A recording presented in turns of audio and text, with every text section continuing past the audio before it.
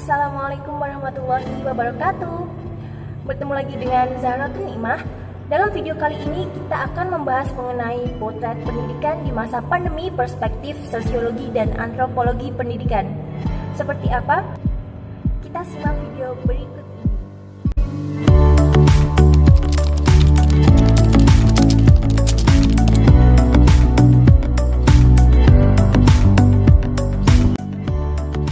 Sebelum kita membahas mengenai potret pendidikan di masa pandemi COVID-19, kita bahas terlebih dahulu mengenai sosiologi dan antropologi pendidikan. Sosiologi merupakan ilmu yang mempelajari tentang masyarakat secara menyeluruh, yaitu hubungannya antar manusia baik secara formal maupun material, statis maupun dinamis.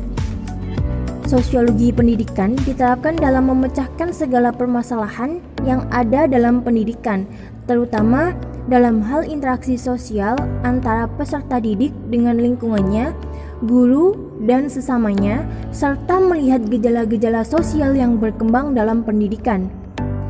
Sedangkan antropologi merupakan suatu ilmu yang mengkaji manusia dan kebudayaannya. Lebih jelasnya, antropologi mempelajari tentang cara memahami manusia dan tata cara kehidupannya masing-masing, baik itu pola kehidupan ditinjau dari segi perilaku, budaya, dan yang lainnya. Coronavirus Disease of 19 atau disingkat COVID-19 merupakan penyakit menular yang disebabkan oleh coronavirus sindrom pernafasan akut berat.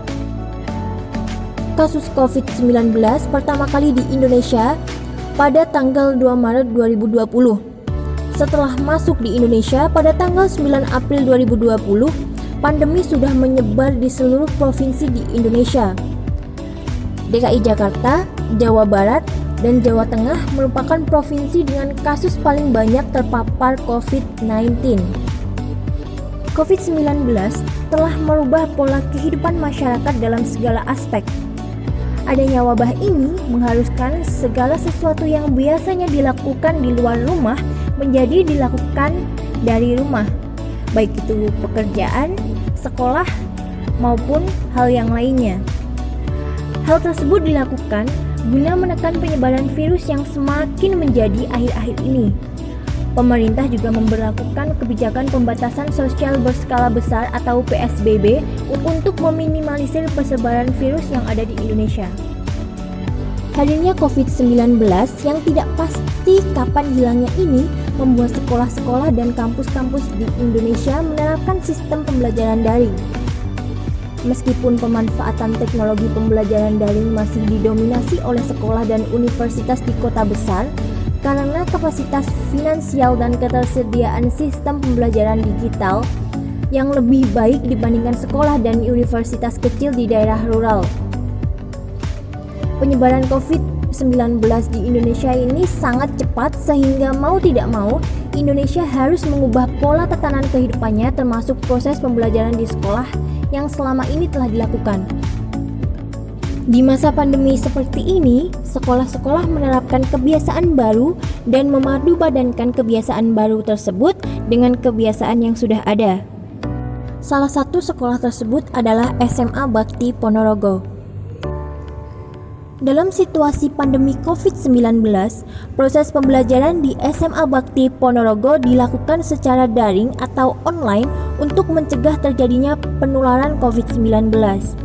Pada masa pandemi COVID-19 ini, SMA Bakti Ponorogo melakukan dua sistem pembelajaran, yakni pembelajaran luring dan pembelajaran daring. Pembelajaran luring diberlakukan kepada seluruh siswa yang memukim di Bakti Ummah Islamic Boarding School atau sering disebut dengan Pondok Bakti dengan tetap mematuhi protokol kesehatan. Pada masa pandemi seperti ini, interaksi antara guru dan siswa tidak terjadi secara face-to-face. Interaksi tidak harus dilakukan di tempat yang sama dengan bertatap muka, namun juga bisa dilakukan dengan jarak jauh dengan bantuan teknologi yang ada seperti sosial media. Dalam kegiatan belajar secara daring, interaksi antara guru dan siswa terjadi ketika proses KBM yang dilakukan secara virtual melalui media WhatsApp, berupa video conference via video call ataupun melalui chat di WhatsApp group. Kegiatan belajar mengajar juga dilakukan melalui platform Classroom, Google Form, YouTube, dan media pendukung lain yang biasa digunakan untuk menunjang pembelajaran daring. Setelah pemerintah menerapkan kebijakan new normal, sekolah-sekolah mulai melaksanakan pembelajaran secara tatap muka atau luring dengan tetap mematuhi protokol kesehatan yang ada. Begitupun juga yang diterapkan oleh SMA Bakti Ponorogo. SMA Bakti Ponorogo mulai melaksanakan pembelajaran tatap muka dengan jadwal bergilir antara siswa yang mukim di Pondok Bakti Ummah dengan siswa reguler.